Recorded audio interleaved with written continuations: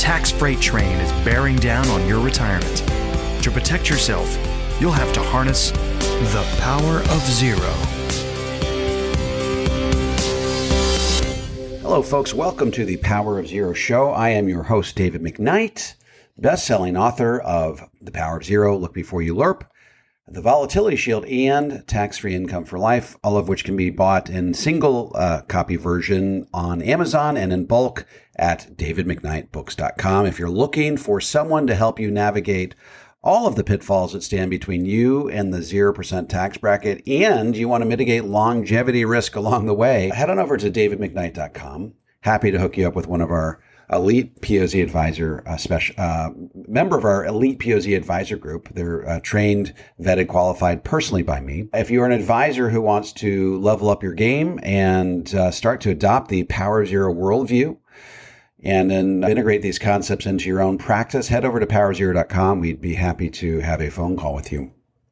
All right, today we're going to jump right into it. We're going to talk about an article that appeared in February. Some of you may have read it in the Wall Street Journal. It's called "The Case for Replacing Some Bonds with Annuities," and I will be putting a link to this to the article itself in the show notes. I will also be giving you. So I think what I'm going to do is I'm going to read through parts of this article and then give you the Power of Zero spin on it. So I'm going to tell you how I interpret this article through the Power of Zero worldview. I agree with a lot of what the article says, but I want to put the POZ spin on it so you can understand how it relates to the Power Zero worldview, particularly what it means for someone who is anticipating tax rates going up over the course of the next 10 years. All right, so the case for replacing some bonds with annuities starts by saying if you want to maximize how much you can safely spend in retirement, some economists say, sell some of your bonds and buy lifetime income annuities. Now, this is, I have to say, a fairly radical proposition in the Merrill Lynch world or the UBS world or any of the mainstream investing world. But as I like to quote my friend Tom Hegna, he begins his presentation by saying, look, if you talk to 50 different financial advisors, you're going to get 50 different retirement plans. What he maintains, what he asserts, this is Tom Hegna, is that there's only one mathematically ideal retirement plan. In other words, which combination of investment or financial instruments is going to extend the life of your investments the longest, okay? Allow you to spend the most money over the longest period of time. There's a mathematical answer to that question. So in this, I think that the article today hints at that. The article continues, while you're still working, a diversified portfolio of stocks and bonds is an efficient way to save for retirement. But once you're retired and are drawing down that nest egg, income annuities can outperform bonds, some economist research shows. So we have long maintained that it's absolutely appropriate to invest in stocks and bonds during your accumulation years. But once you retire or get close to retirement, then the rules of the game change.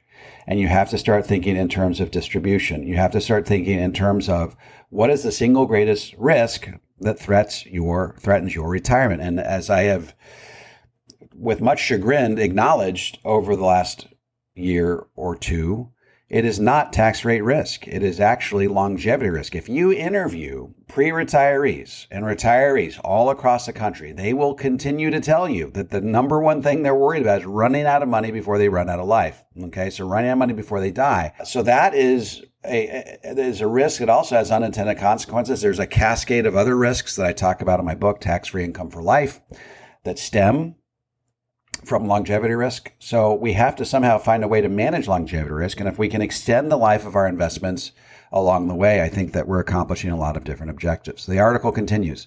The most efficient portfolio for retirees consists of stocks and income annuities, says Wade Pfau, professor at the American College. The annuities provide dependable income, while the stocks provide growth, cover unexpected expenses. And in my book, I call these discretionary expenses. I divide them into two different expenses: shock expenses, which is you have a family emergency, you have a health crisis, you have a hole in the roof, you need a new transmission, what have you. And then the second type of discretionary expense is aspirational. You want to take the kids to Disney World. You want to take that trip around the world. You want to buy a new boat. You want to buy a country club membership. So those are the two discretionary incomes that are above and beyond what is required to meet your basic lifestyle needs. The other thing that Wade Pfau says that people like to do is leave a legacy for heirs. So one of the things that I talk about in my book, Tax-Free Income for Life, is that in retirement, and once again, I think this cuts against the grain of mainstream financial thought. In retirement, you should not have a lot of bonds in your portfolio, okay? Here is the basic guideline. You take all of your recurring guaranteed income. This may be a company annuity, it may be Social Security, it may be rental income, which is obviously not guaranteed, but it could fit in that category. And you say, okay, what is my lifestyle? And you subtract what your guaranteed streams of income are from your lifestyle. And whatever is left, that is what you guarantee with a lifetime annuity. Okay. So in other words, you create a floor so that you always have basic living expenses covered by that guaranteed income. Everything else can go into your stock market portfolio. Why? Because when you have your lifestyle expenses guaranteed, you have the luxury of watching your stock market portfolio recover after a down year. You aren't constrained to take money out of that portfolio should the market go down. By the way, I also make the case in Tax-Free Income for Life that if you have money accumulated in a life insurance retirement plan and some sort of cash value life insurance, permanent life insurance, you can take tax-free loans out of that life insurance when the stock market downs to cover those discretionary expenses. The last thing we want to do, folks, is subject ourselves to sequence of return risk by taking money out of the stock market portfolio while it's down. Okay. We either wait until it recovers because we have our lifestyle expenses covered, or we take money out of the LIRP to cover those discretionary expenses while the stock market is down. Of course, when the stock market recovers, we can always take those discretionary expenses out of the stock market. When the stock market's up, take money out, take the profits, skim off the whatever growth you achieved during that year, and you can spend that on your on your discretionary expenses. Okay, let's keep going with this article. I don't want to get sidetracked too much. Retirement experts favor low-fee income annuities where you turn over part of your retirement savings to get a monthly check in return, a predictable stream for life. Annuities are a form of longevity insurance where the insurer, not the retiree, assumes the financial risks of a long life or poor market performance during retirement. In other words, once again, this is me editorializing, you are offloading longevity risk to an insurance company who can manage it much, much better than you can. They're in the business of managing risk. The alternative is you can rely on the 4% rule, which is a lot of experts believe, including Tom Hegna and Wade Pfau and others, that the 4% rule is really the 3% rule, meaning the amount of money that you can take out year over year without running the risk of running out of money before you run out of life is 3%. Guess what? 3% means that you have to accumulate this massive amount of money prior to day one of retirement to be able to pay for all of your living expenses if the most you can take out in a given year is only 3%. Okay, let's keep going here. The current low interest rates make such annuities even more attractive than bonds.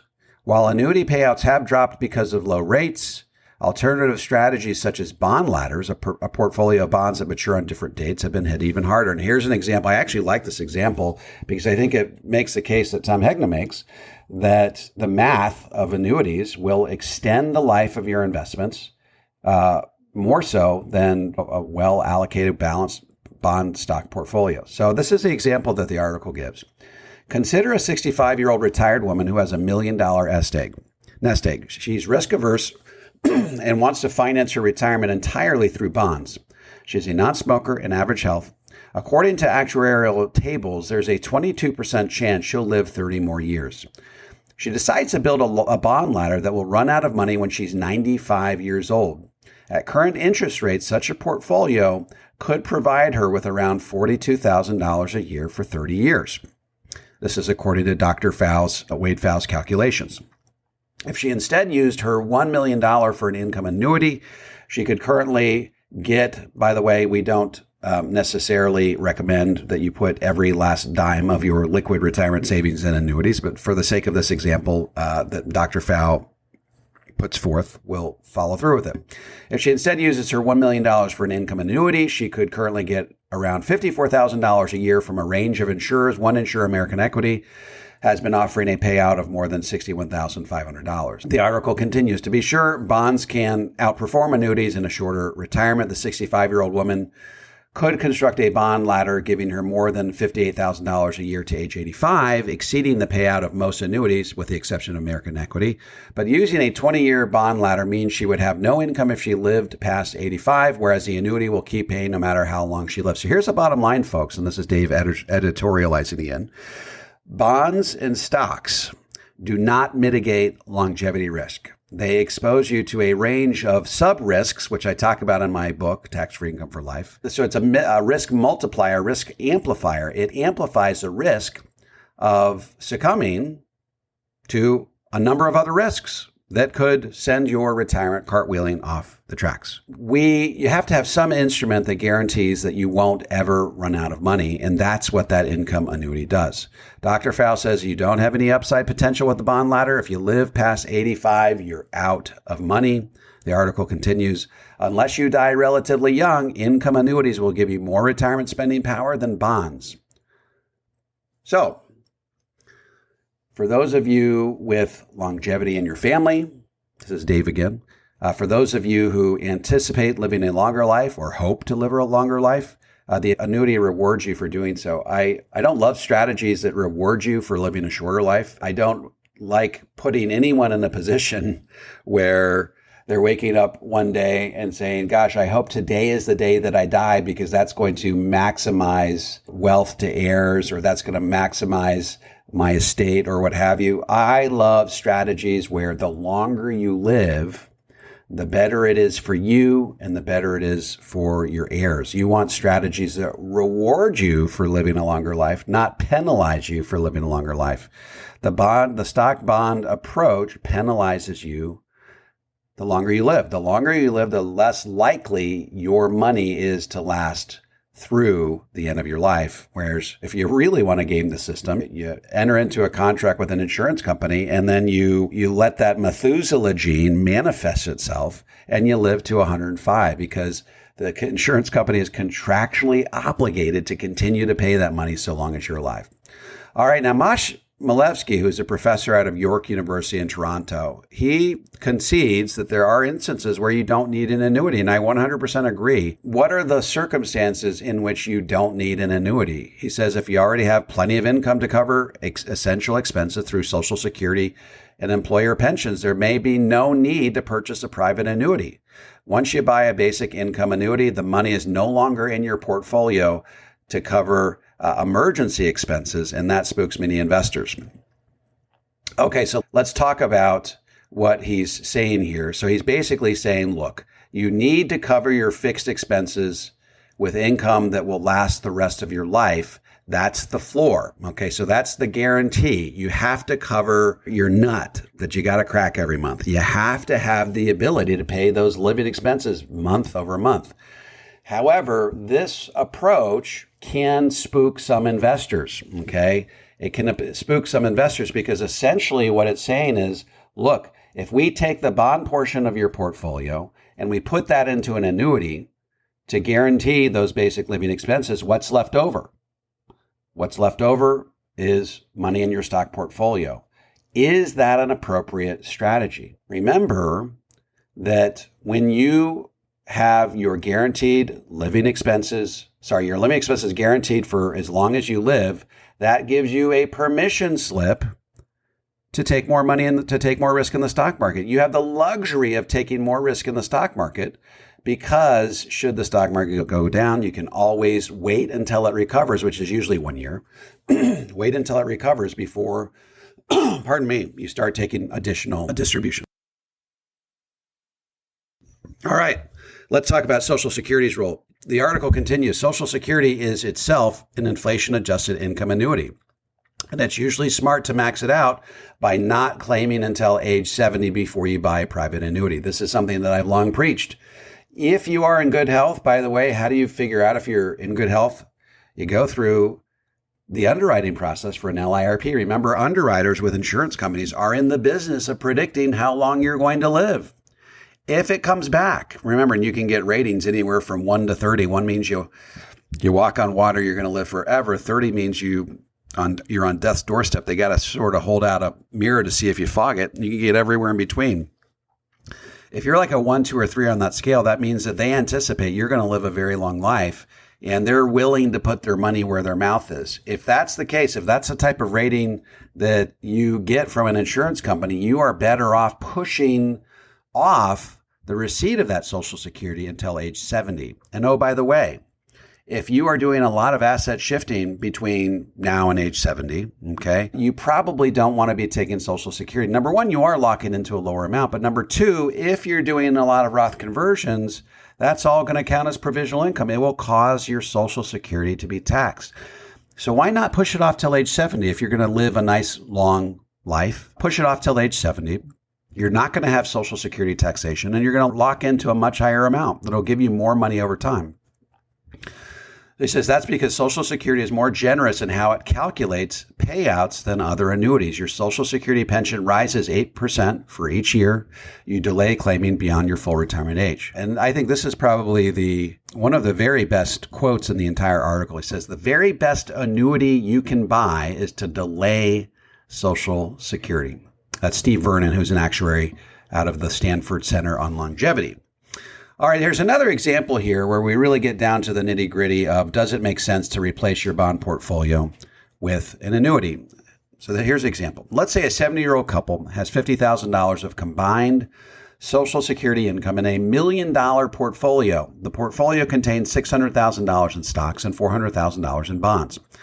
The couple figures they need $70,000 a year in retirement to cover their basic living expenses. If they sold all their bonds, they could currently buy a $400,000 lifetime income annuity paying more than $21,500 a year as long as one of them is alive.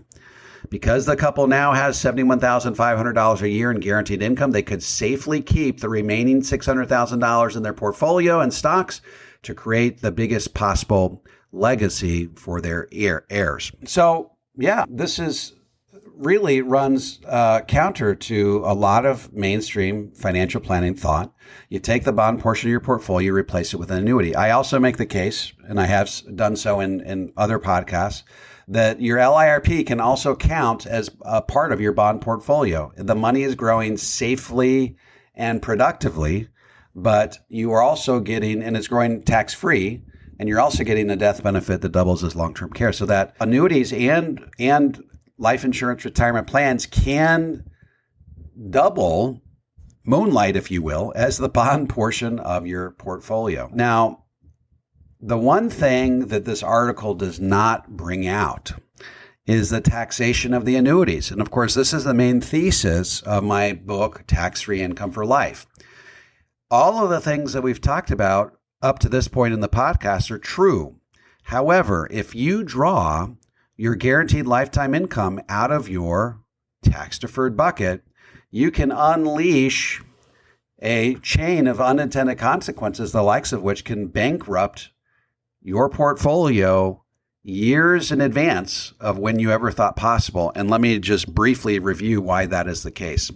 Remember, in a rising tax rate environment, you want your income coming out of the tax-free bucket. 99% of all advisors I've observed over the last 20 years, when they're doing these types of incomes, they're implementing them within the tax-deferred bucket.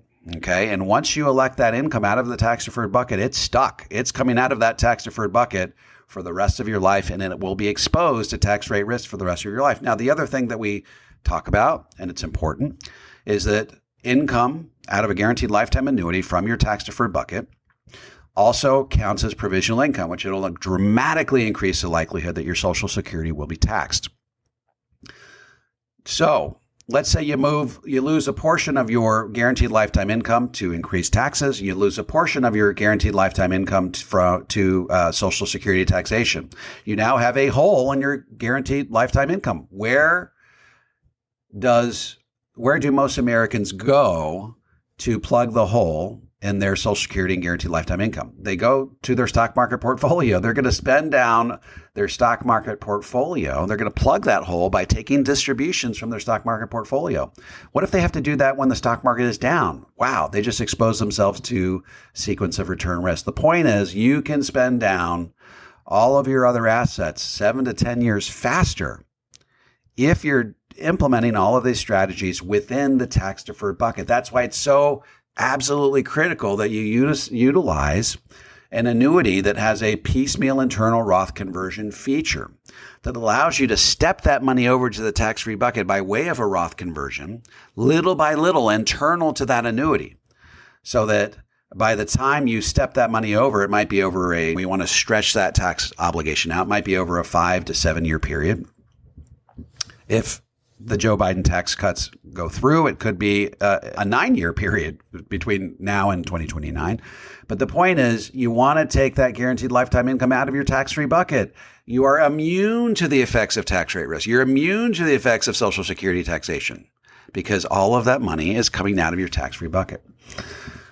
All right. Of course, I had to editorialize about that and get on my soapbox. And that's really why I felt so strongly about writing Tax-Free Income for Life, because I feel like there's a lot of people in this industry who are utilizing these types of annuities in a way that exposes you to a couple of risks that could really send you into a death spiral in retirement, or at least your portfolio.